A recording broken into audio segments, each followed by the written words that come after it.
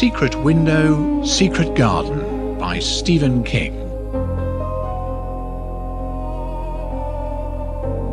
With Henry Goodman as Mort Rainey and William Roberts as John Shooter.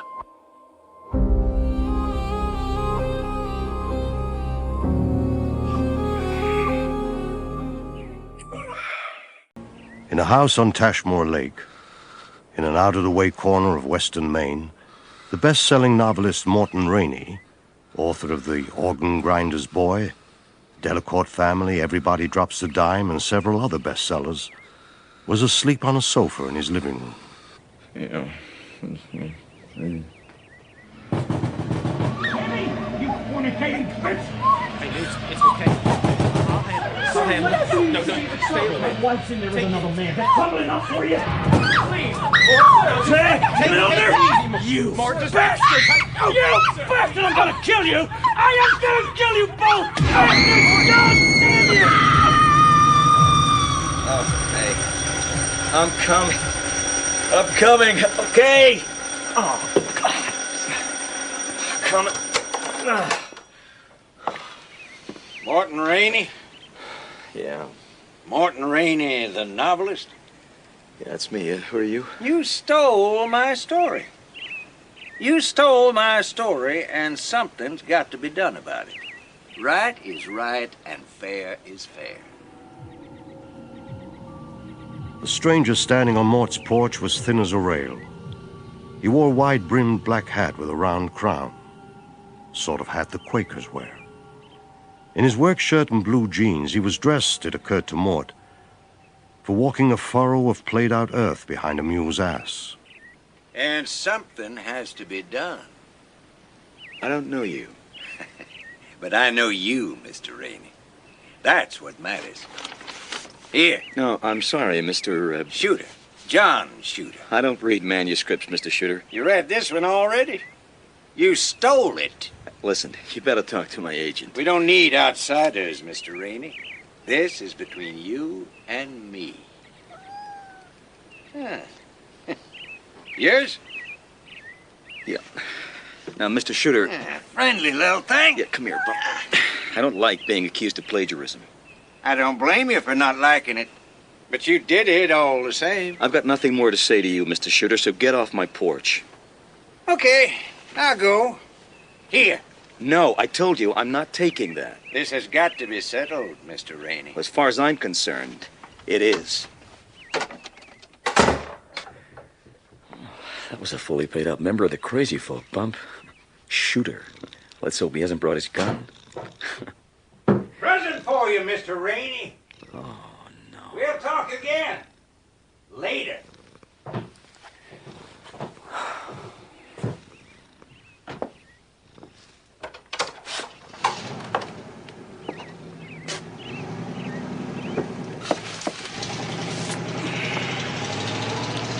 John Shooter, General Delivery, Delacourt, Mississippi. Secret window, secret garden. Well, Bump, that ain't one of mine.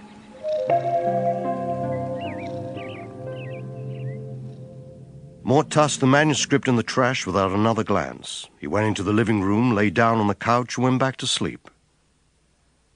Next morning, Mort was in his study. 4 days after George confirmed that his wife was having an affair. That his wife was cheating on him. He confronted her. "We have to talk, Abby," he said. Oh, what crap. Because it's too close to real life. I've never been so hot in real life.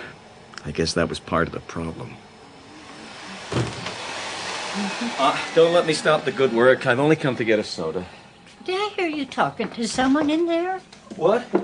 Oh, no, Mrs. G. I was reading what I'd just written. See how it sounds. How's it going then? Oh, the new novel? Just fine, Mrs. G. is steaming ahead. Well, I kind of meant, well, everything, Mr. Rainey. What with you being all alone out here on the lake, now that Mrs. Rainey's not around anymore. Yeah, well, that's fine, too, Mrs. Gavin. Really. It was tough at first for both of us. Yeah, right. But we're through the worst of it now. I appreciate your concern, though. Really, I do. I know Amy will, too. You old harpy. You're just fishing for something juicy to toss to the vultures in the coffee shop. Okay, how's this? I caught my wife in bed with a real estate agent in one of Derry's finer hotels. Still think Amy's an angel now, Mrs. G? Be sure to give her my regards when you talk to her. Yeah, I will. Well, better get back to the grind. Yeah, me too. I meant you, you lazy bitch. Oh, Mr. Rainey, I found one of your stories in the trash. Oh, that's odd. I thought you might want it, so I left it on the counter. I don't recall throwing anything away. John Shooter. You stole my story. Stole my story.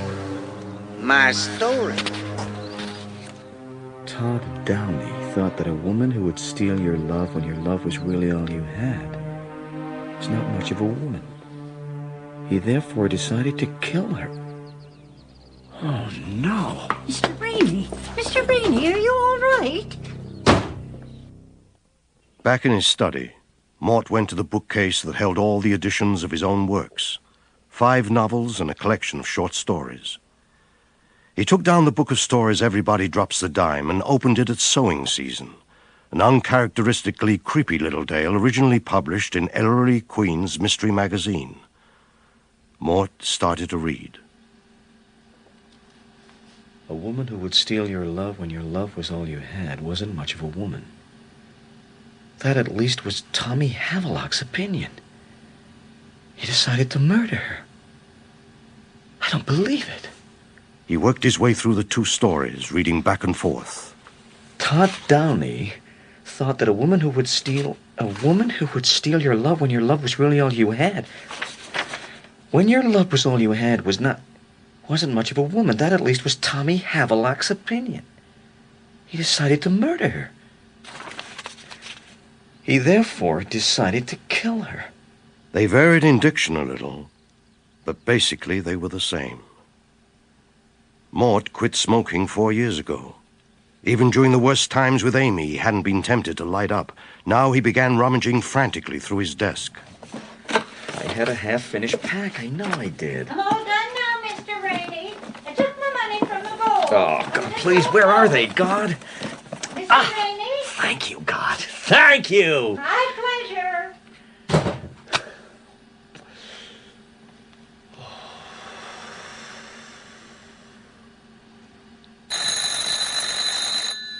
It's Shooter.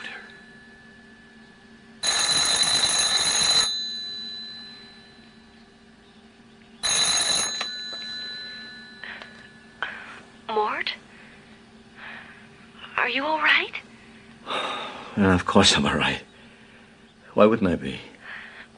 You're all alone up there. Anything could happen and no one would know. I'm not alone. Mrs. Gavin's just left, and Greg Carstairs is going to be here to fix the roof. Oh, at last. Well, tell Greg the new shingles have got to be cedar, like the old ones, And he must make sure the wood's weathered. Amy, why did you call? I had one of my feelings. Now, I know you don't believe in them, Mort, but they've proved right in the past. Yeah? Yes. I had a feeling that you might not be okay. You are okay, aren't you, Mort? Yeah. Nothing's happened? No. Well... Oh, I knew it. Did you hurt yourself with that chainsaw? No. There's nothing requiring hospitalization. Just an annoyance, really. Does the name John Shooter ring a bell? No, why? Amy, look, don't say no right off the bat like that. Just take a moment to think about it. The guy's about 6'1", mid-40s. He got a country kind of face, like a character out of Faulkner. What's this about, Mort? Mort? Are you still there? Well, he says... he claims that I stole his story. What? You remember sewing season? Yeah. I didn't like it. Too gruesome. Well, Shooter claims he wrote that story, and I plagiarized it.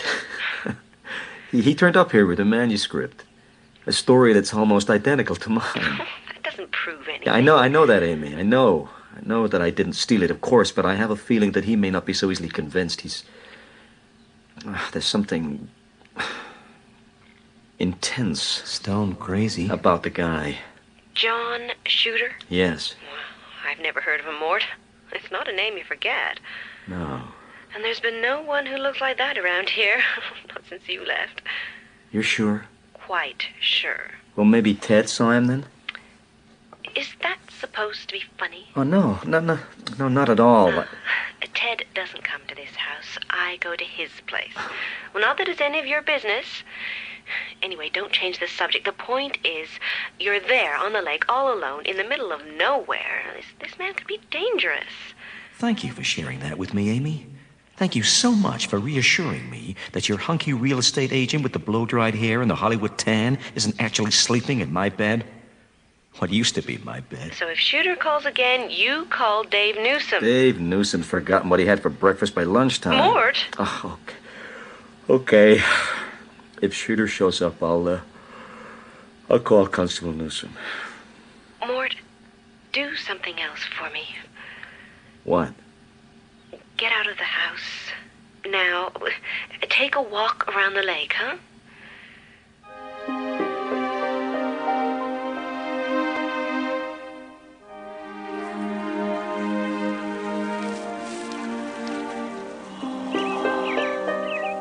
Well, my ever-loving ex may be an adulterous, backstabbing, two-timing bitch, but she's right about Tashmore Lake. Works every time. Seeps through the skin.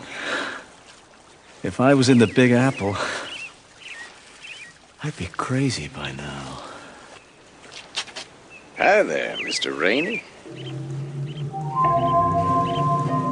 The man in the black hat was leaning on a dusty blue station wagon with Mississippi plates. In the clear fall air, he seemed scissored out of a swatch of reality that was brighter than the one Mort knew as a rule. I guess you've had a chance to read my story by now. Yes, I have. I imagine it rang a bell. It certainly did. When did you write it? I figured you'd ask me that. Well, I have to.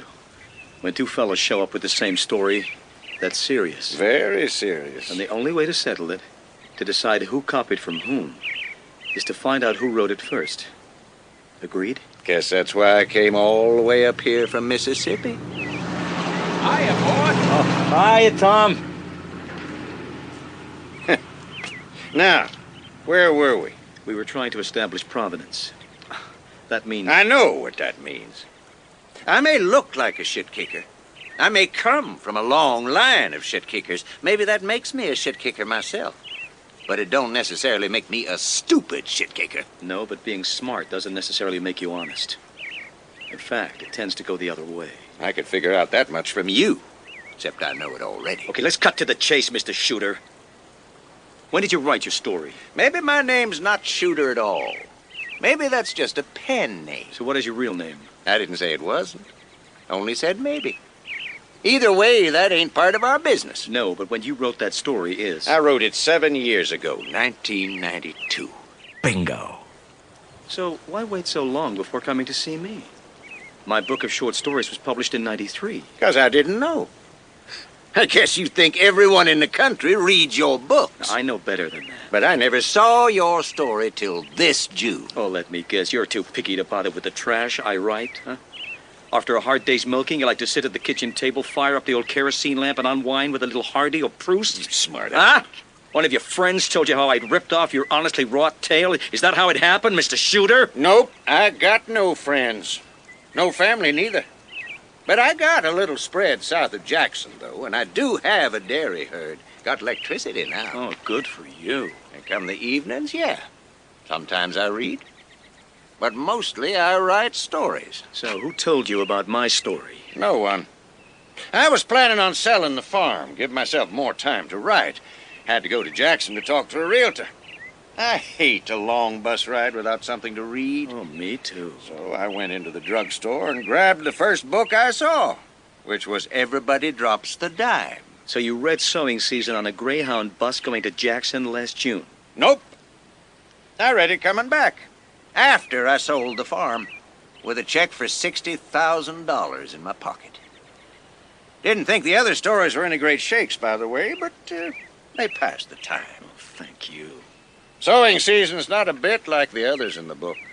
I'm surprised no one's noticed before. They have. My wife, for one, she didn't like it. How did you get it? That's what I really want to know.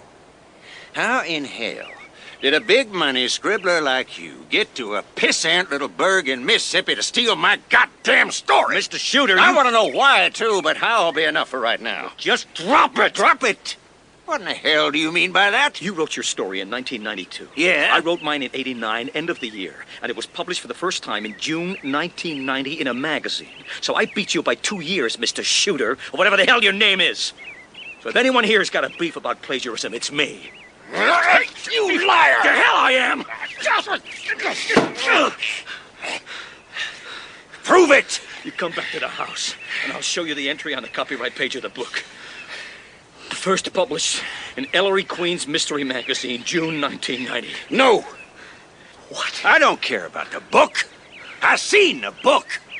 Show me the magazine. I don't have it here. I bet you don't. Listen, this is just a summer place. I got my books here, but the magazines with my work, they're in our year-round house in Derry. My wife is there now.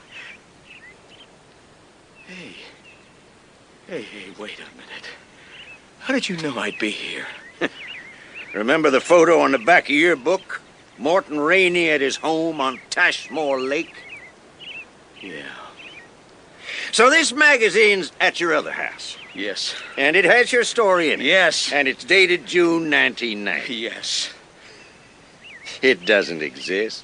I think we both know that. I'll show you. But you're a man who needs to do some long, hard thinking.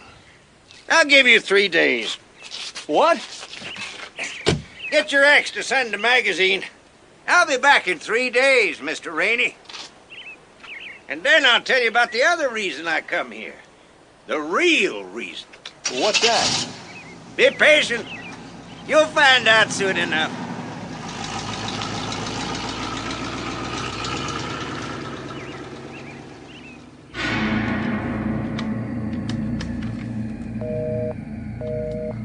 Oh, damn. Amy, damn.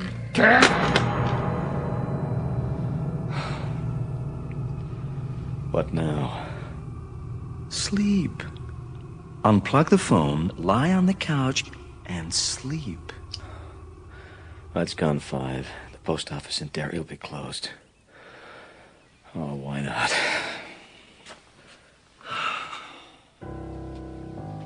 Poor Mort. More lonely and scared than he'd ever felt in his entire life. Though in fact he had yet to discover what true horror was all about. Oh, no. No more. Please. Please. I'll admit anything. Just stop it. Stop it. Stop. Stop. Stop. When Mort woke, it was dark outside. He ached horribly. God. Amy. I could call Amy. He picked up the phone and was puzzled by the silence, until he remembered he'd pulled the jack. He stooped to plug it in. Through the window by the front door, he could see onto the porch where Shooter had left his manuscript yesterday. There was something out there. 2 somethings. A white something and a dark something.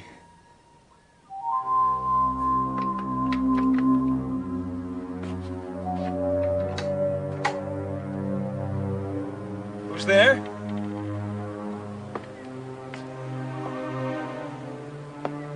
Come on, show yourself. The white thing was a sheet of typing paper, with some words on it written in a large, bold hand. You have 3 days. I am not joking.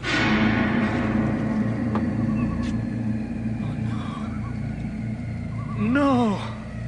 The dark thing was Mort's cat. Someone had broken its neck, then pinned it through its chest to the porch steps with a screwdriver from Mort's own tool shed. Oh, Bump. Bump. He's still warm. Are you watching this, Shooter? Come on! Come on! I'll kill you, you bastard!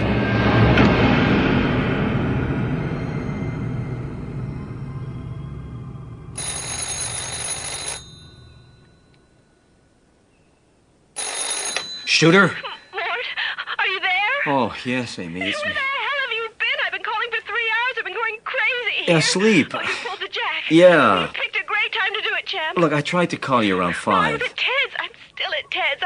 I guess I'll be here for a while to come, like it or not. Someone's burned our house down, Mort. Burned it to the ground. Shooter did it to get rid of that magazine. No. Derry's 100 miles from here. Bum's body was warm. If he drove fast, Don't blame Shooter for your divorce, why don't you? For making you sleep 16 hours a day. And hey, maybe he's an alien abductee or the second gunman on the grassy knoll. Shooter killed your cat. He means to do you harm, but do you really think he drove 100 miles and torched a goddamn house to destroy a magazine? Get real. There were fire trucks there. Crowds. You know how I hate people gawking at the house, even when it's not burning down. Honey. Mort? Honey, tell me what happened. Somebody burned down our house. That's what happened. Is it a total loss? It burned flat? Nothing but ashes. Even my study? It started in your study, so the fire chief said. Well, it fits with what Patty saw, too. She was walking her dog just after dark, and she saw a car parked under our portico. Then she heard a crash, and she saw flames through the study window. Well, this car, did she get the make? I can't stop thinking about it. Your manuscript. What did Patty see? The books, clothes, the antique furniture, the paintings, all our photographs. And you were worried about one lousy magazine. Videotapes, the CDs. Just a second.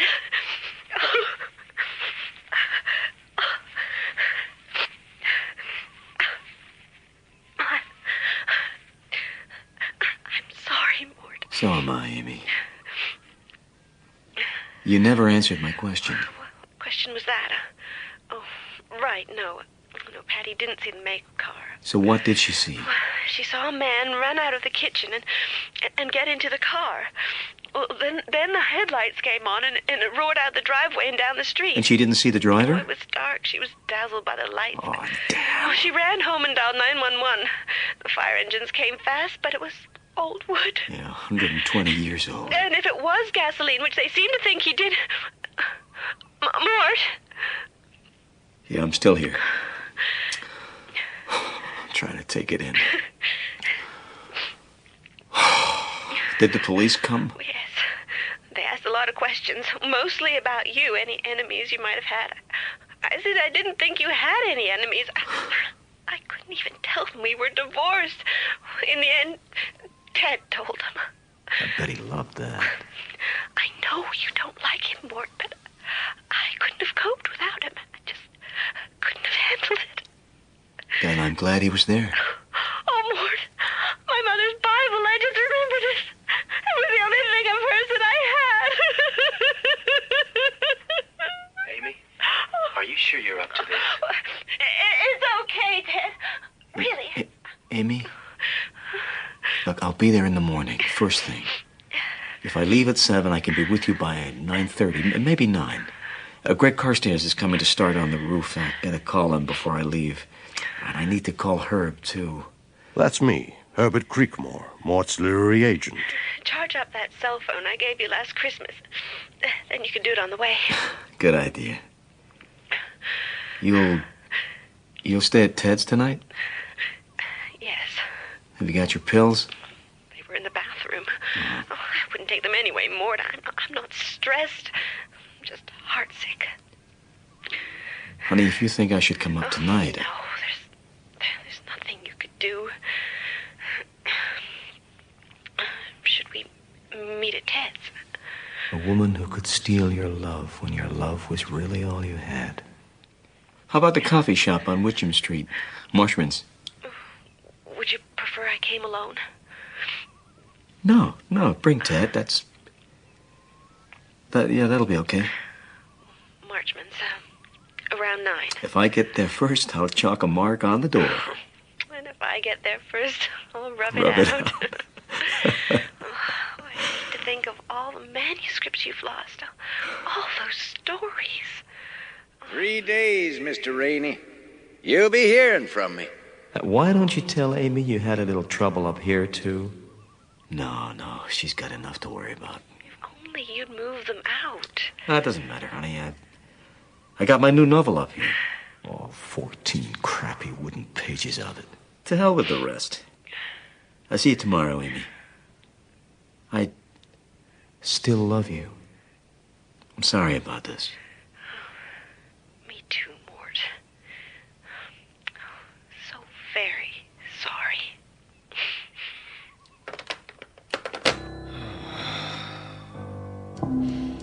It could have been Shooter. Yeah, it could have been Saddam Hussein, or the CIA, or extraterrestrials, but it wasn't.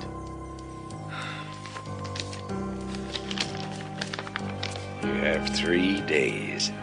I am not joking. That's evidence. You should show it to the cops. No.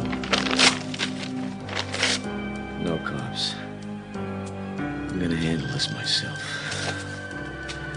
But first, sleep. If I can. Mort lay on the couch, his face turned from the darkness pressing against the windows. Soon, despite his expectations, sleep rolled over him in a smooth black wave. And if anyone peered in on him, he didn't know about it.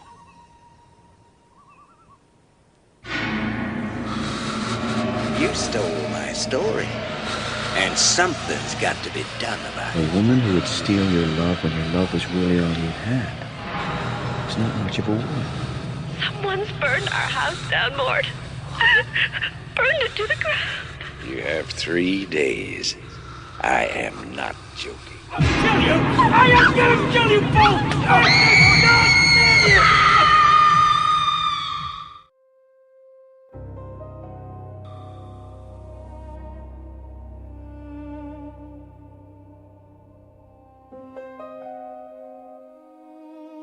Mort Rainey's alarm clock woke him at 6:15. He took half an hour to bury his cat Bump on the banks of Tashmore Lake, and by 7 he was behind the wheel of his old Buick heading for Derry, towards the ashes of the house he'd once shared with his wife. 10 miles down the road, Mort noticed he was running on fumes. He pulled into a gas station, and while the pump jockey filled the Buick's bottomless tank, Mort fished out his cell phone. First, he called... Greg Carstairs. Hi, Greg. Mort Rainey. Mort, my man. I guess you got some trouble up in Derry. You know about that? Heard it on the radio news. I'm real sorry, man. Oh, thanks, Greg. I'm on my way there now. Can you do me a favor while I'm gone? Well, name it, man. Look, there's been a guy bothering me the last few days. Claims I stole his story. I told him I'd publish my version 2 years before he says he wrote his. I hoped he'd take my word for it, but no such luck. Last night, he killed my cat. He killed Bump? Yeah, that's right. Well, this guy sounds crazy, Mort. Did you talk to Dave Newsom about this? I'd rather handle it myself. Killing a cat's not killing a man. Besides, Dave's slowed a little since he turned 70. Yeah, that's true. So what do you want me to do about it? Well, for start, I'd like to know where the guy's staying. Has he got a name? The name on his story was John Shooter, but that might be a pseudonym. What's he look like then? 6'1", 40-something. You have 3 days. I am not joking. You know Shooter's dangerous, so why are you playing this down? Do you mean to hurt him? Is that it? Well, that could be half the farmers in western Maine. Well, okay. He's a southerner, quite an accent. Oh, he wears a black hat, like the Amish. Drives an old Ford station wagon. It's blue, Mississippi plates. Okay, I'll ask around. Someone should have seen him. Hey, try Tom Greenleaf. I was talking to Shooter yesterday on Lake Drive, and Tom passed in his Jeep. He slowed down to say hi. He must have got a good look at him.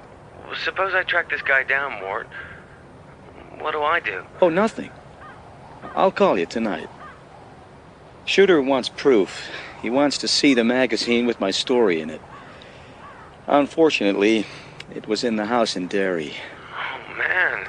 So what are you gonna do? So I'm gonna call my agent, get him to send another copy. But listen, Mort, if you go to meet this guy, maybe I should be there, in case there's trouble. Then Mort called me, just like he said. My God, Mort. Yeah, wait, Herb. There's more. Not only is my home in ashes and I got a psycho saying I ripped off his story, but the same psycho killed my cat last night. Are you serious? Yeah, plus my divorce is final. And it's colder than a well-digger's belt buckle. But hey, enough of me. How you doing, Herb? Mort, this shooter fella sounds dangerous. Careful, Mort. You know, Herb, he's gonna insist you call the cops. And the house, you really think it's arson?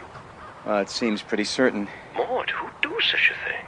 Could it be this shooter fella? I don't think so, Herb. The timing makes it highly unlikely. Shooter may be spooky, but he can't be in two places at once. Besides, torching a house to get rid of a magazine? Come on. Mort, the characteristic of crazy folks is they do crazy things. Yeah, point taken. But the guy is certain I stole his story. When I said I could prove I didn't, he knew I was lying. So why bother to destroy something you don't believe exists in the first place? Exactly. You've called the cops, of course. Why, yeah, I made a call earlier this morning. To Greg Carstairs. Because you've got enough on your plate without worrying about some madman. If he bothers you again, get him arrested for stalking. I'd rather convince him to take his persecution act and put it on the road. Which is the reason for this call. How can I help you, Mort? You keep my stuff on file. Yeah, but I need you to pull the June 90 issue of Ellery Queen's Mystery Magazine. That's the one with my story in it. I wish I could. I don't have it. Why not? You wrote that story before I came on board as your agent, and so did yourself. I only keep copies of work I sold for you. Sorry, Mort. Oh, God. How could I forget? You've been under a lot of pressure lately, Mort. Yeah. You want me to call EQMM? They keep back issues. Oh, would you, Herb? Hey, that'd be swell. Hey, no problem, partner. I'll just settle up my horse, get it rounded up right away.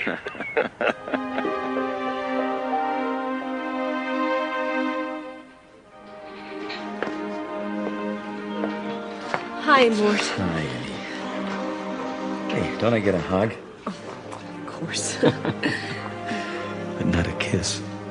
No kisses for Mort anymore. Not from Amy.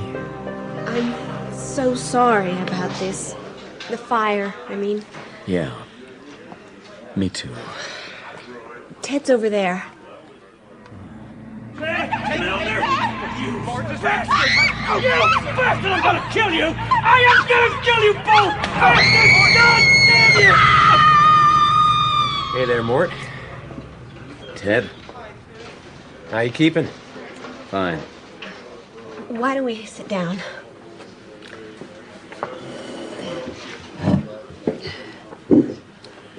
Well, I bet y'all could use a cup of coffee after that drive. We got time, don't we, honey? Honey. In 20 minutes. And then we gotta go to the site. The site? How sensitive. And to meet Lieutenant Bradley from the Derry PD. We think the perp tossed it through a window. Just about there. Into your study, Mort. My God. Must have gone up like a rocket. Got any enemies, Mr. Rainey? No one hates me this much. What about this weirdo, Mort? John Shooter, your wife, told me about him. Some dispute over a story? Yeah, that's right, Lieutenant. I understand he was pretty angry with you. Angry enough to torch your house? Well, maybe at first, but I looked up the date when my story was first published. Now, you scooped him, eh? Yeah, by 2 years. He didn't realize the story was originally printed in a magazine, so I had him, you see. I see, Mr. Rainey. But did he? Oh, tell them what Shooter did to Bump and it'll break Amy's heart. And open up a nasty can of worms. Did he see Mr. Rainey? Yes, Lieutenant. He saw. So what the heck did he do, Mort? He jumped into his car like his ass was on fire and took off. Happen to notice the make and license? Oh, sorry, I'm not too hot with cars. Well, the guy himself, then, what did he look like? Oh, 30-something, blonde. Yeah? Average height. That's really all I remember. Didn't you say he wore a hat? Oh, thank you, Amy. Yeah, a baseball cap. Look, Lieutenant, I know in novels everything's connected, but in real life things just happen. Couldn't this be vandals, local kids out for kicks? Could be. It doesn't hurt to check all the angles, though, does it? Well, I'm done for now. Here's my card. Any more thoughts on the matter? Oh, I'll call you, of course. Thanks. Mrs. Rainey, Mr. Milner? I'm sorry about this, Amy. All of it. So am I. And Teddy makes 3. God, I'd like to strangle that man till his eyes pop out. Amy? Now, remember what Lieutenant Bradley said about it being unsafe. Don't worry, Ted. We just want to take a last look, Yeah. Ted. Why don't you just wait there? Okay, but be careful, honey.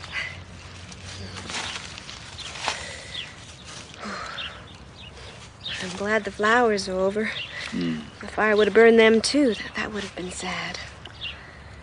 This was your private garden. Tucked in the angle between your study and the rest of the house. You could only see it properly from my little office. Yeah. Amy's room.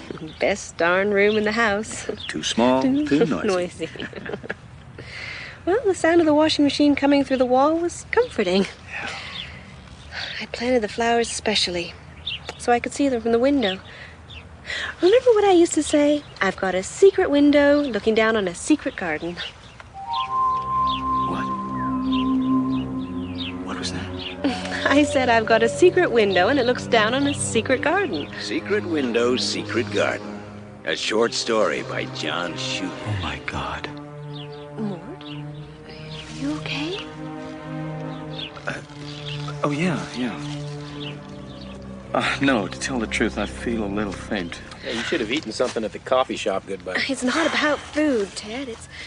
It's all this. Let's get out of here. Well, the insurance people will do it now. Well, that's an hour from now. Let's get out of here, Ted. I don't feel so hot myself. They met Fred Evans, an arson specialist at the house, then went back to the company office. Evans asked pretty much the same questions as Lieutenant Bradley, except he was gentler and more probing. You've been helpful. Courteous, too. Well, you made it easy for us, Mr. Evans. Well, I'm afraid this next part ain't easy. Now, this is it's a list of the house contents. I want you to put a check mark by any items that are no longer in your possession, or that weren't in the house at the time of the fire. I'm told there's been a separation of residents recently, so that last bit is important. Yeah, Amy and I are divorced. I'm living at our summer place on Tashmore Lake. Unfortunately, I hadn't moved any of my stuff out of the house here. I kept putting it off. Yeah, well, do your best. I know it's unpleasant, a bit like a treasure hunt in reverse. Amy, let's see. Hey, back off. Mort. This was our stuff, Amy. Ours. Mort, come on. You think I care about... Mr. Milner, please. You got no legal right to look at that list. We wink at it if nobody minds, but I think Mr. Rainey does. You're damn right I do. All right. I'll take a walk around the block. Would you, Ted? It might be easier. Yeah, make it a couple of blocks. I'll see you later, honey. Why don't I see you out, Mr. Milner? Thank you.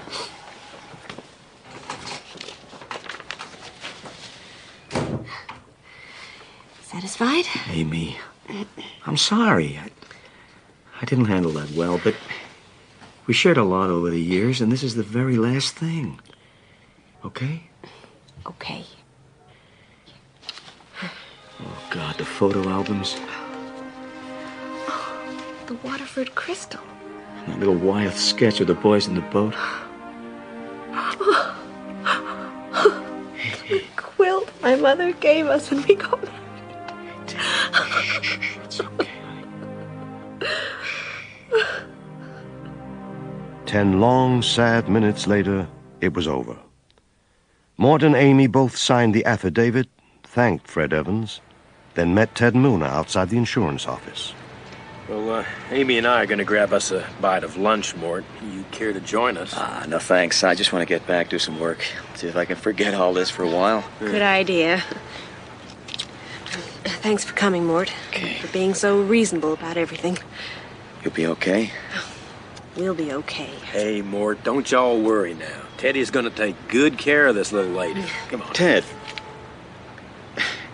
Your accent. Is it Mississippi? A long way north of there. I grew up in a little town 50 miles south of Nashville. You wouldn't have heard of it. Shooter's Ridge, Tennessee.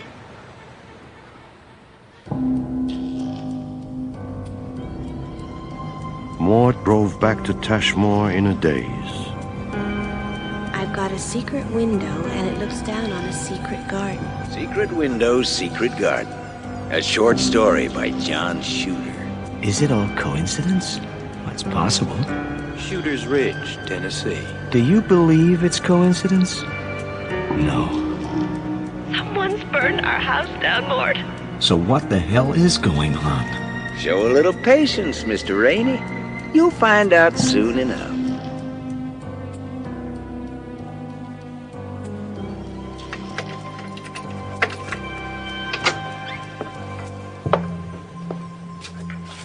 I can smell Shooter.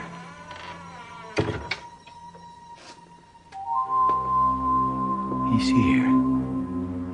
He must have found the spare key. You trying to psych me out?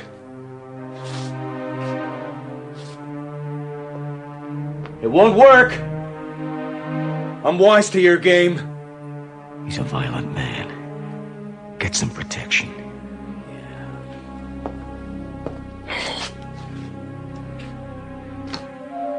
You upstairs, Shooter?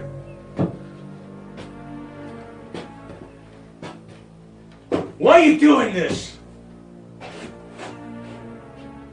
Shooter. Shooter, where are you? Come on, wherever you are! Try the bathroom. Slowly.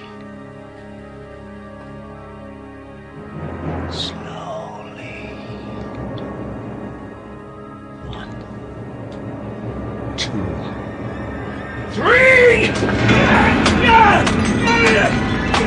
You bastard, Shooter! I'll teach you to accuse me of stealing! You bastard!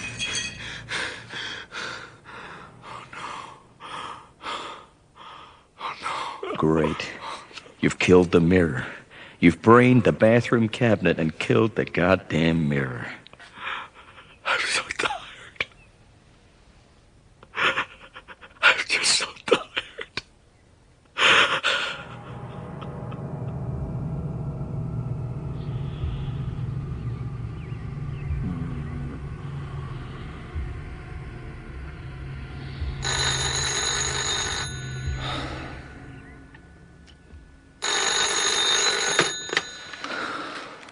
How you doing? Fine, Mr. Shooter. Oh, I don't think so. Stealing the work of another man don't ever seem to have bothered you none. Now, Being look here. caught out, though, that seems to have given you the pure miseries. What are you talking about? I saw as how your other house burned down. Then when you come back here, well, sounded like you pitched a fit. All that hollering You and crashing. were here. Threw a tantrum, did you? Because things weren't going your way. When you see the magazine with my story in it, will you leave me alone? There ain't no magazine. We both know that. Now, God damn it, you'll see that I there saw a picture of your house in the newspaper. What was left of it. Had a picture of your wife, too. Pretty woman. You leave Amy out of this. This is between you and me. So you haven't mentioned it to anyone else? What do you want, Shooter? What the hell do you want? I want you to write me a story. What?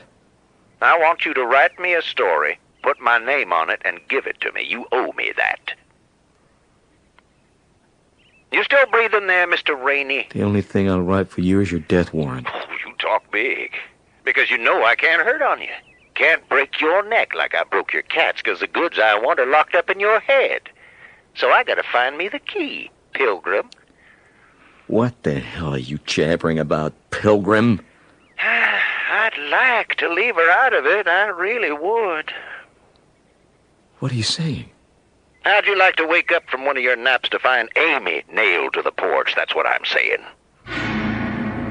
You have 2 days to think about that, Mr. Rainey.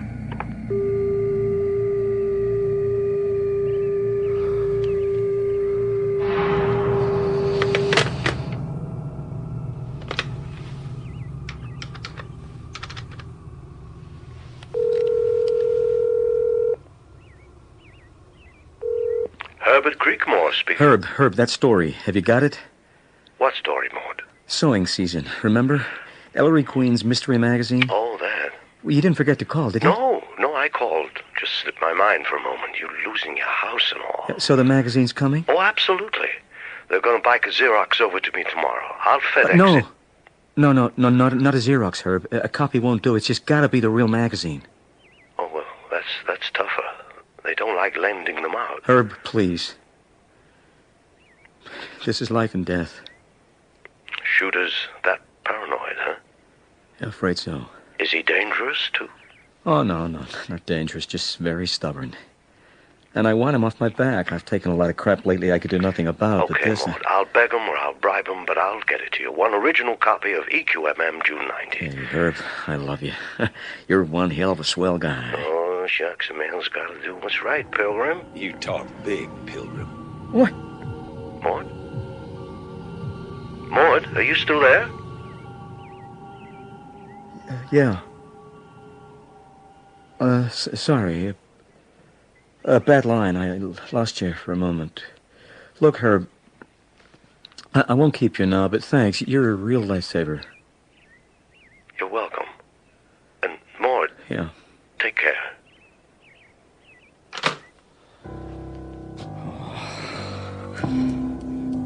Hey, there goes another float on the parade of coincidences. It was just a word.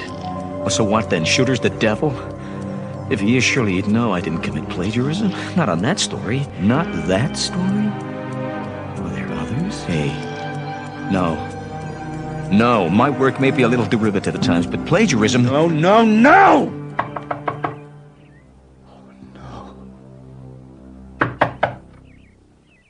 Mort?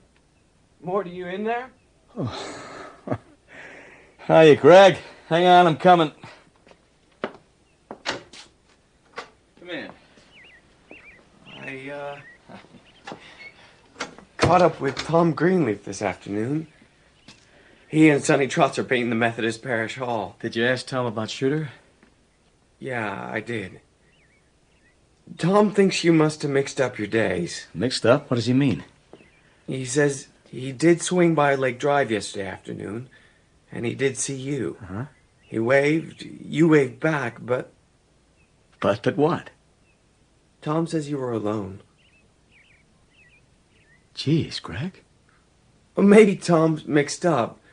He's not exactly, A spring chicken? No, but he's got an eye for strangers. It's part of his job. He looked right at us, Greg. At both of us.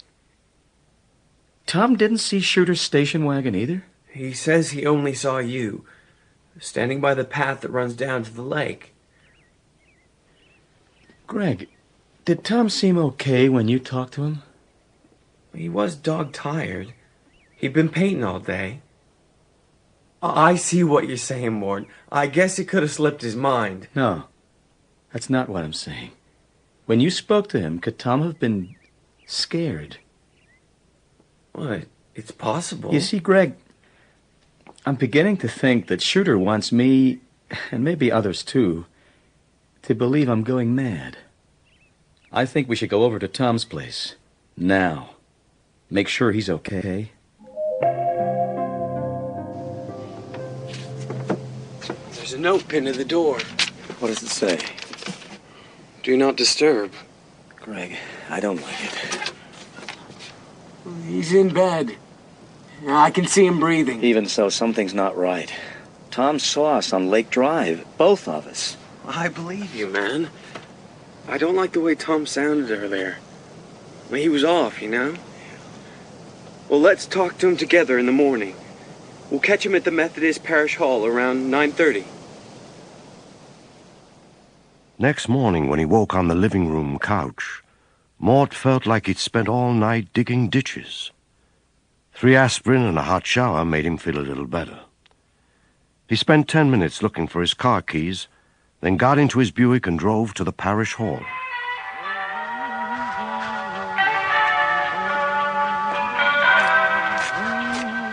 Sonny! Sonny! Whoa! Well, hi there. Sonny, I'm looking for Tom Greenleaf. Mm-hmm. I thought he was helping you. Well, he was, Mr. Rainey, but he called in sick. It didn't sound his usual self at all. When was this? Oh, it's early. About 6. This wind is giving him a chill. Anything I can do? No, I need Tom. Have you seen Greg Carstairs? I'm supposed to meet him here. Oh, hasn't been around this morning. I've been painting here for better than an hour. Shooter got them. He got them both. I guess he just forgot. Yeah, I guess so.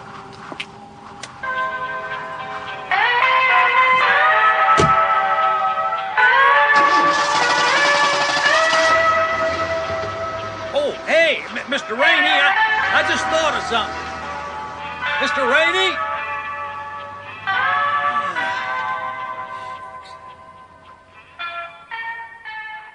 Mort drove home round the edge of the lake. The trees blazed with late fall fire, but the lake itself looked cold and dead. No boats, no hikers, no picnickers on the banks.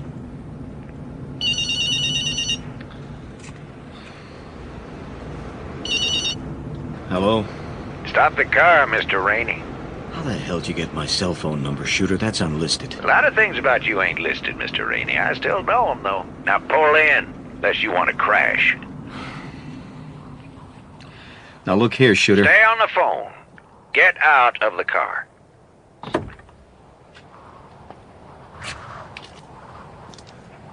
Where are you? You watching me? Walk round to the back of the car.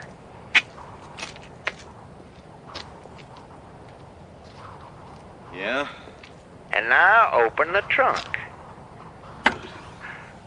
Little souvenir. Your hat. Oh, when did you put that there? Did you take my car last night? Pick it up. It stinks, Shooter. Sweat and cigarettes and you. Try it on. Oh, thanks, I'd rather not. Go on. You know you want to. Good fit? Why are you doing this? What do you expect? Listen up. Remember where we were standing yesterday when that old fart in the Jeep tooled by? I remember. I want you to drive there. Now, look, I'm not now.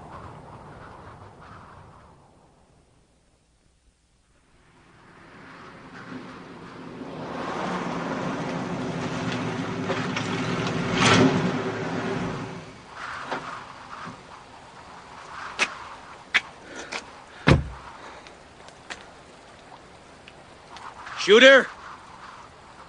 Shooter, where are you? Right. See that copse of trees down toward the lake? I see it. Take a stroll down there. Tell me what you see. I don't believe I want to, Mr. Shooter. Yes, Mr. Rainey, I believe you do.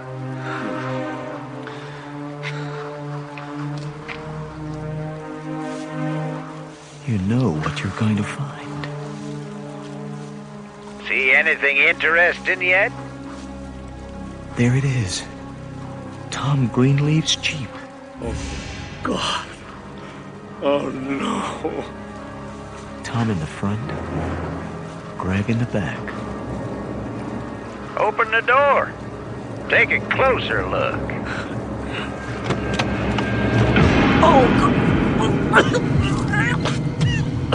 See the name on the axe handle? Rainey. I found a screwdriver in your tool shed, too. You probably recognize it. You killed them both. I know that.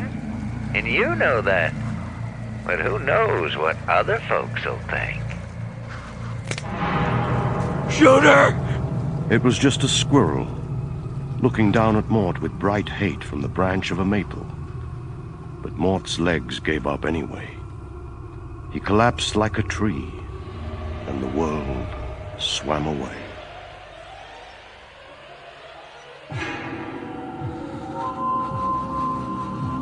What do you want, Shooter?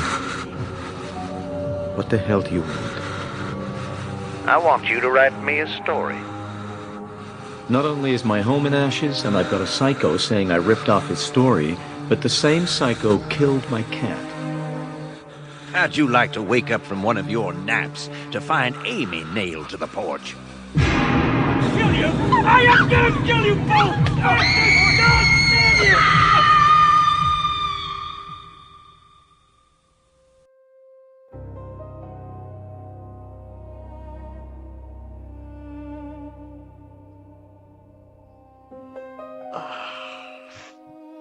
Mort Rainey came to, face down in dirt and leaves at the edge of Tashmore Lake. For a long moment, he had no idea where he was or how he got there. Then, slowly and painfully, he turned his head and saw his own face staring back at him like a grotesque funhouse mask from one of the hubcaps of Tom Greenleaf's Jeep. Oh, no. Oh, no, no. Open the door. Take a closer look. Then Mort remembered there were two men sitting in the Jeep, with tools sticking out of their heads. You killed them. You killed them both.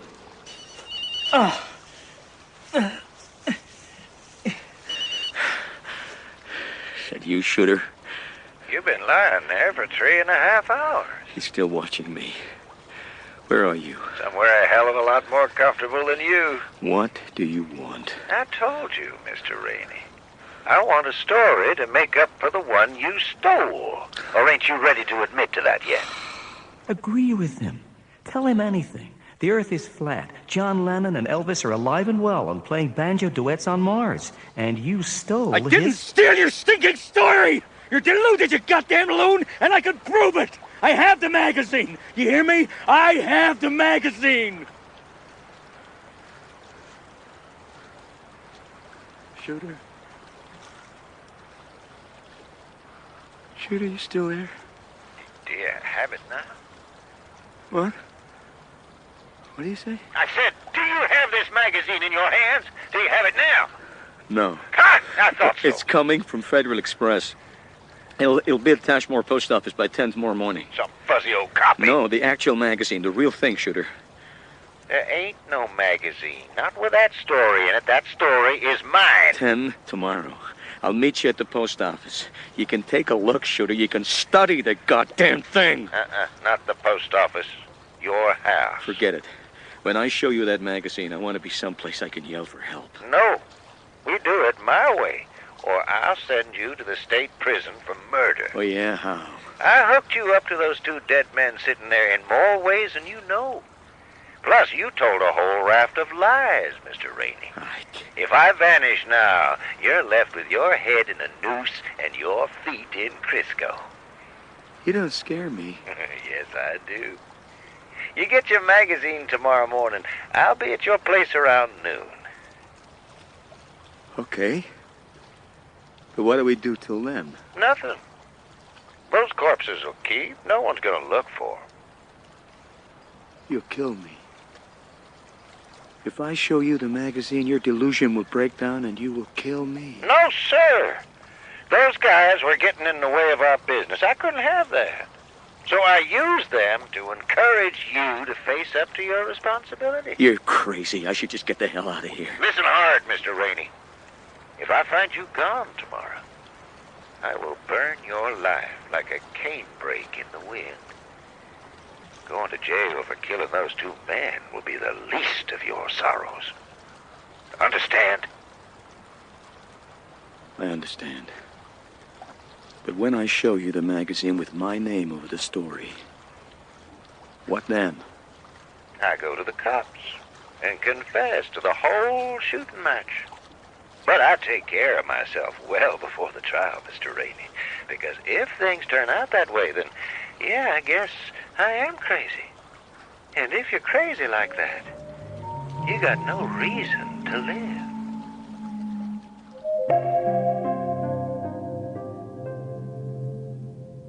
Mort staggered back to his Buick and drove home. He thought about phoning the state police, telling them everything. Why not? I'm a famous author. And John Shooter is... What? A phantom? A delusion? Yeah? Mort? Oh, hi, Amy. Mort, Fred Evans is still poking around. Who? Well, the insurance investigator. Ted thinks he's onto something. Well, let's hope so. It's his job, after all. Mort, I'm so worried about you. Me? Oh, Amy, I'm okay. Are you sure? When I saw you yesterday, you seemed so strained. The way you were before you had the... you know... Amy, I did not have a nervous breakdown. Well, no, but you know what I mean. When the movie people were being so nasty about the Delacour family script, when they got worried about plagiarism... Amy, there was never any question of plagiarism. No, I know. It was a superficial resemblance between the plot of my novel and some other property that they'd optioned. They were scared of legal problems. That's why they pulled the plug. You said yourself they were a bunch of wusses. Well, I know all that. And it didn't seem such a big deal to me, but you seem to find it... Amy, there was no nervous breakdown! Not then and not now.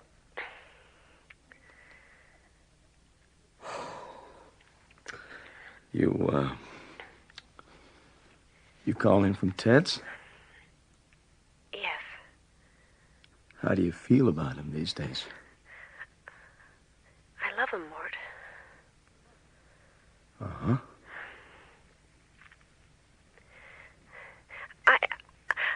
I didn't go with other men. I've always wanted to tell you that. I didn't even think about anyone else, but with Ted, he looked past my name and saw me, Morty. He saw me. You mean I didn't? Well, you did when you were around. What, Amy? Look, I was always around. I hardly ever left the goddamn house. I don't want to argue with you, Mort. That part is over. All I'm saying is, even when you were there, you were gone all the time. You had your own lover.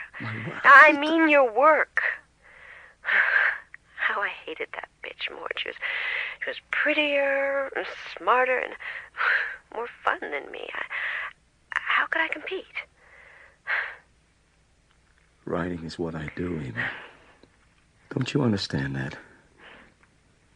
There's nothing else I can do. Yeah, I understand.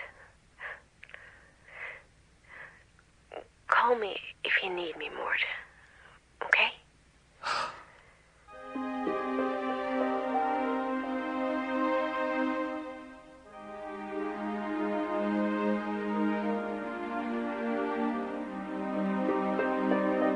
Mort made a fire, drew up a chair, and tried to read the current issue of Harper's. But he kept falling asleep. At last, he walked over to the couch, lay down, adjusted the pillows. Only once. I only did it once.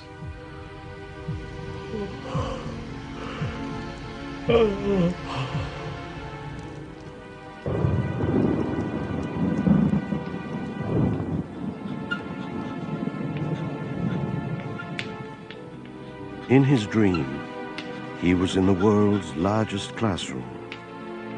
496. 497. Don't stop, Rainey. Oh, sir. Please. Keep riding. Not copy. John Kinner.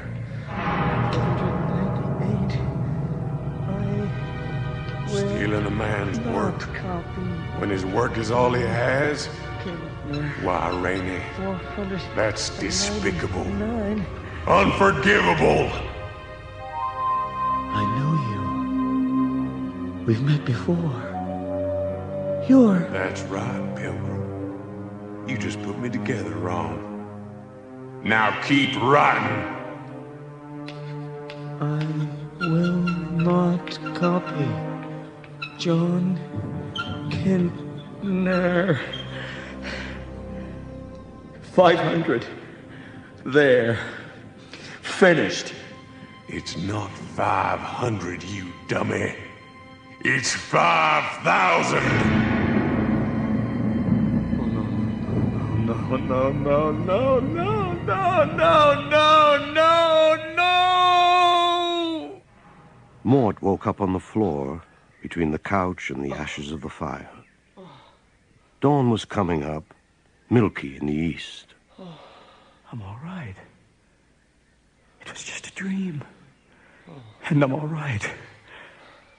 No, that wasn't just a dream. Because John Kintner really existed. How in God's name could you have forgotten John Kintner? He walked unsteadily into the kitchen and made coffee. Lots of strong, hot coffee. Oh, God, John Kintner. I've never heard that name before. Tell me about him. Got lost, Herb. Come on, Mort. I'm your agent. You've got no secrets from me. It was so long ago. It's ancient history. Tell me, anyway. Well, when I was a creative writing major at Bates, John Kintner was in my class. He was a country boy from down south, Mississippi, maybe. With a face you might see in the North 40 at the ass end of a mule. But boy, could he write. One day, our tutor gave the class one of Kintner's stories to criticize. What was it called? Let me guess. Secret Window, Secret Garden? No, it wasn't. You're mixing things up. Crowfoot Mile.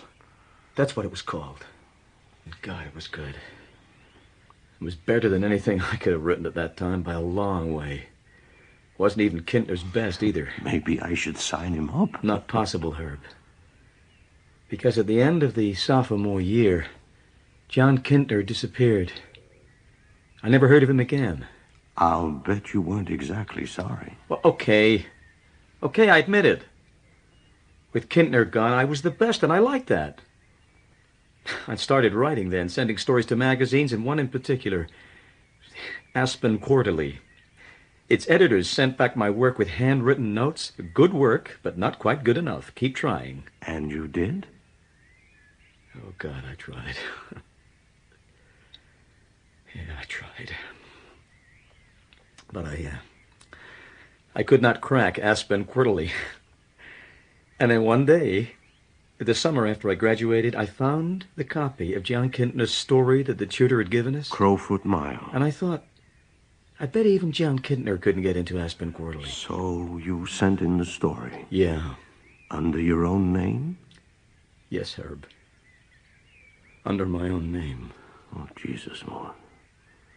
And they accepted it? Right off the bat. It was the most shameful event of my life. I waited for the explosion. All that summer and into the fall, I was sick with anxiety. I knew if I was ever found out, my brilliant career would be over before it had begun. But you weren't found out. Early November, I got a letter from Aspen Quarterly. I was shaking so much, I could hardly open it. I remember thinking, it's over. Someone's seen Kintner's story with my name on it, and I thought about suicide. It calmed me a little. What? What was in the letter? They wanted more stories. They couldn't understand why I hadn't sent them others. They were worried that I didn't like the typesetting, Herb. The goddamn typesetting! You got away with it. Clean. And I've never done anything like that since. So why has it come back to haunt you now? Why now? Why now? Why now? I don't know. I just don't know. Don't even think about it. Put it out of your mind. Yeah. But you can't, can you? You know why. Shut up. Because you might be ill. Shut up! You might be very ill. You might be having a nervous break. Shut up! The coffee mug flew across the room, and Mort saw a long silvery crack zigzag right up the picture window. He felt a similar crack running through the middle of his brain.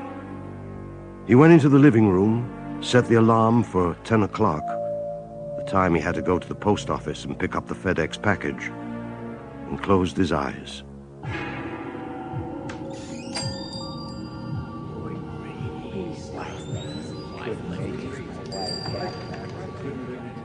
Have a nice day, Juliet. Yeah, you too, Babs. Have a good one. Okay, bye. Next.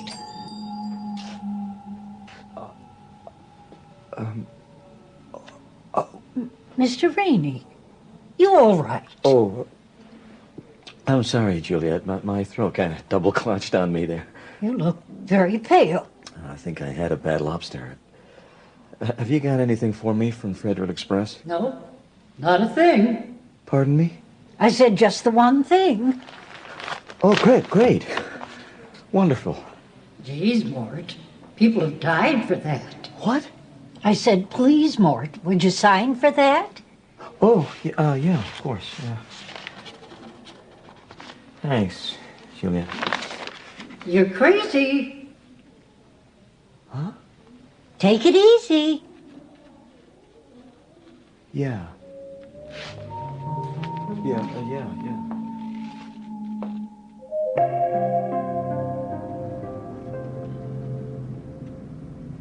Mort drove home, parked the Buick, turned off the engine, and a soft grayness came over him. When it lifted, he felt strange and frightened. You're not well. It could be a brain tumor or something. He looked down at the package in his hands. Open now. He shook what was inside out onto his lap. Ellery Queen's Mystery Magazine, June 1990. His name wasn't on the cover. Oh, no. It wouldn't be. You weren't famous then. There was no contents page. No. The story's gone, too. Pages 83 to 97 were missing. Shoot her!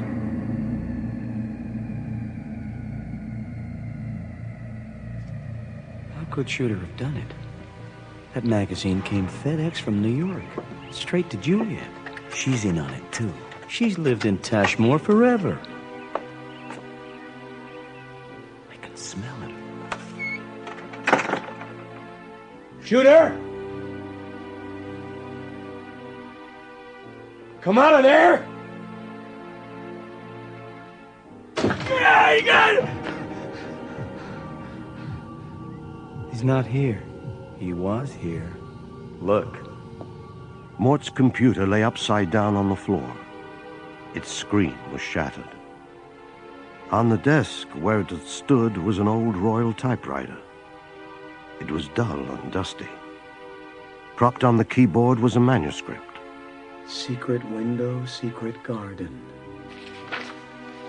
The same manuscript Shooter left on the porch 1,000,000 years ago.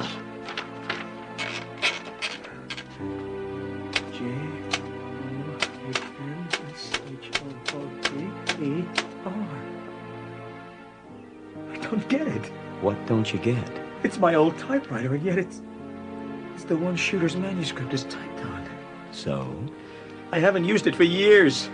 It was at the back of the closet. How did Shooter get it? How did he use it to write his story? I don't get it. Don't you?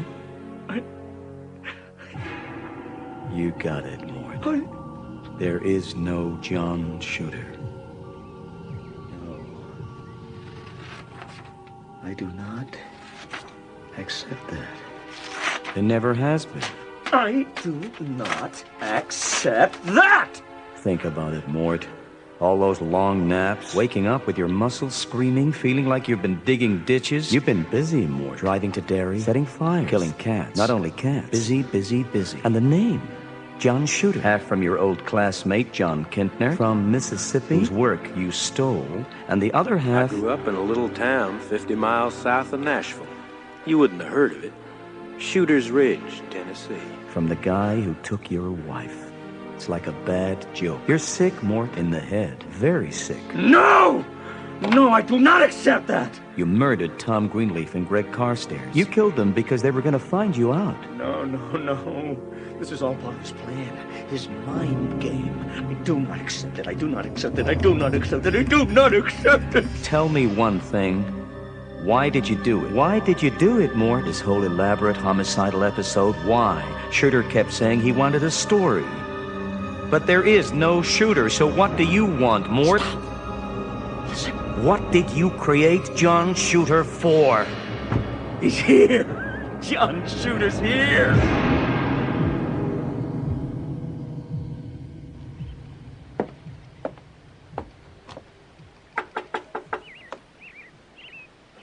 Mort? Mort, are you home?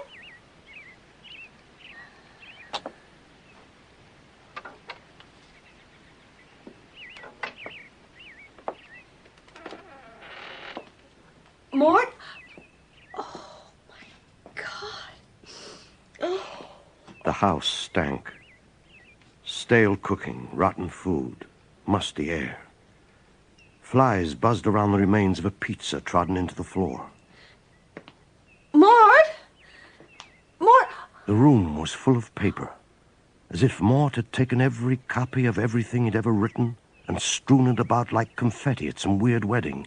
The table was heaped with decayed food in dirty dishes. The picture window was shattered, and everywhere was one word. Shooter. It was scrawled on the walls in colored chalk, sprayed on the windows in what looked like dried whipped cream, written over and over on the kitchen counters in black ink, even carved into the cherry wood table in jagged letters 3 feet high. Shooter. Shooter. Shooter. Mort? Here, in the writing room.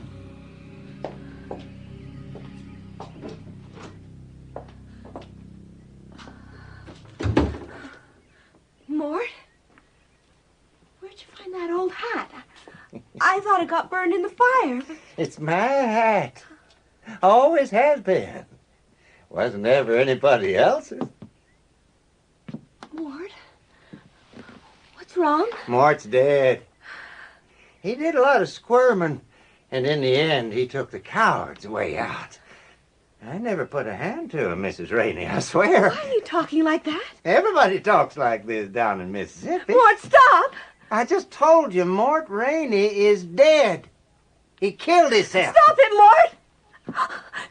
You're making me scared. Don't matter. No, Mort. Put those down, please. You won't be scared for long.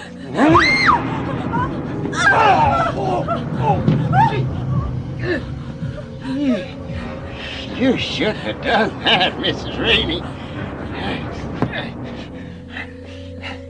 That was not smart.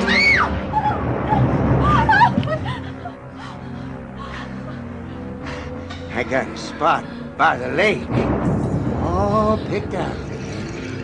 Soft ground, easy to dig. Oh, please, no. Gotcha! Like a hooked catfish. That's it. You just lie there. Lie there and be still. I'm sorry, lady, but you gotta die. Rainey, back off! You must see that. You just gotta die. Morton Rainey!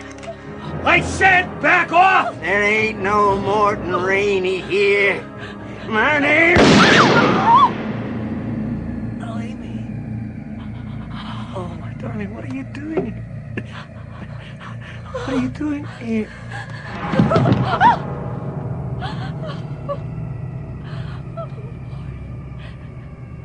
Please. Say something. It's okay, Mrs. It's okay. It's okay.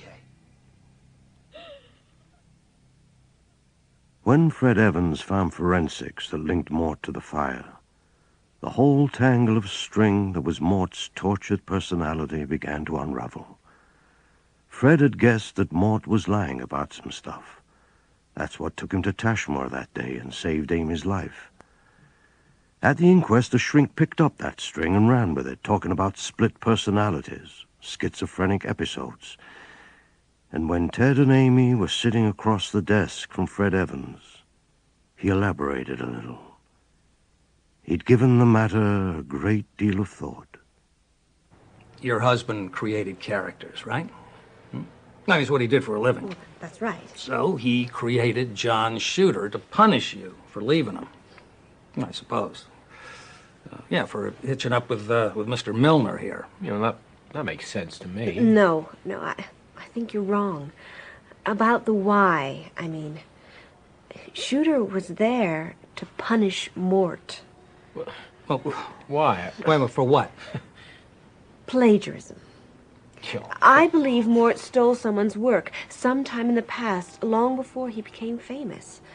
The shame and the guilt of that festered. Right, and produced John Shooter, who arrived like an avenging angel to accuse Mr. Rainey of stealing his work. Or because the real victim never did. Plagiarism, come on.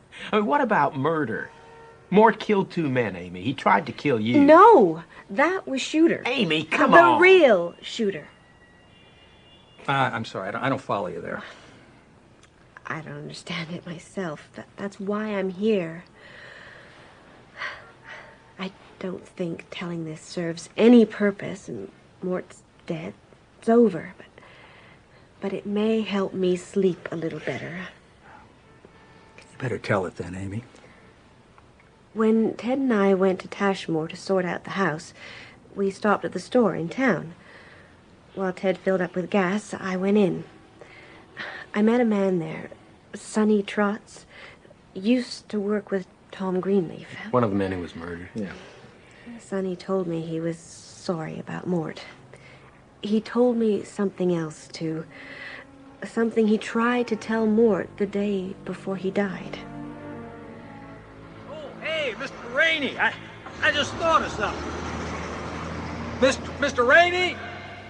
It was about Tom Greenleaf, something Tom had told Sonny, that he'd seen a ghost. What? Tom Greenleaf drove along Lake Drive in his Jeep the day Shooter first appeared. He passed Mort standing by himself. Mort called and waved. Tom waved back and drove on. Well then, according to Sonny, Tom looked in his rearview mirror and saw another man with Mort and an old station wagon, though neither the man nor the car had been there 10 seconds before. Amy, for the man was pity's sake. wearing a black hat, Tom said, and you could see right through him. Through the car, too. Amy, the guy was spinning you a line. Well, Sonny Trotz isn't smart enough to make up something like that. Well, it's certainly creepy. But it's hearsay, Amy. Hearsay from a dead man. Yes. But there's the other thing. Ted, pass me my bag. When I was clearing out Mort's office, I found Shooter's hat, that awful black hat. I picked it up with a stick and dumped it in the trash. Yeah, good. Anyway, an hour later, I went out with another bag, and when I opened the lid of the garbage box, the hat was turned over. This was tucked into the sweatband. Weird paper. I think there was a John Shooter. He was Mort's greatest creation, a character so vivid, he became real. And I think that's a message from him. Lady, I'm sorry for your trouble. Things got out of hand. I'm going home now. I got my story, which is all I came for in the first place. It is called Crowfoot Mile, and it is a crackerjack. Yours truly, John Shooter. Amy Milner and Fred Evans never met again. They got on with their lives as best they could, and sometimes in the night they both woke from dreams in which a man in a black hat looked at them from sun-faded eyes. He looked with no love, but with a kind of stern pity. It wasn't a comforting expression, but they both felt in their different places that they could live with that look and tend their garden.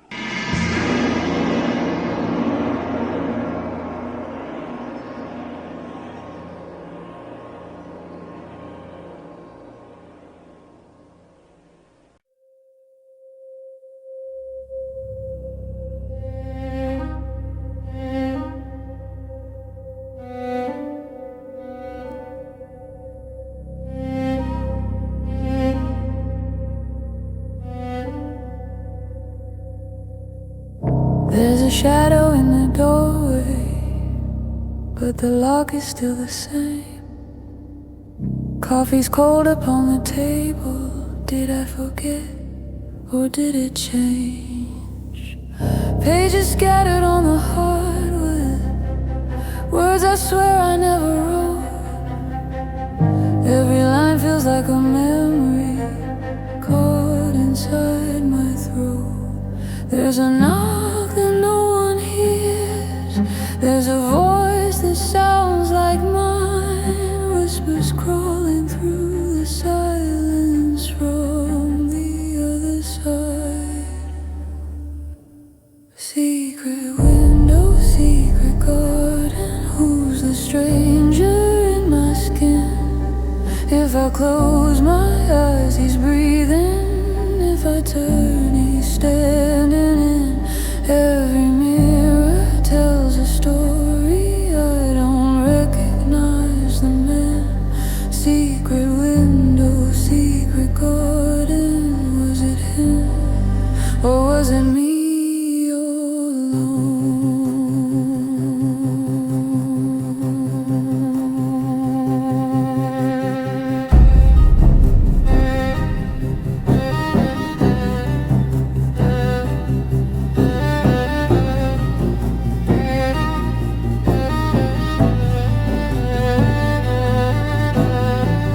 Footsteps pacing in the hallway. Boards are creaking on my name. Ink is bleeding through the paper like confession without blame. Curtains moving with no wind. Heartbeat thudding in the walls. There's a face inside the darkness waiting for me to fall. I buried it deep.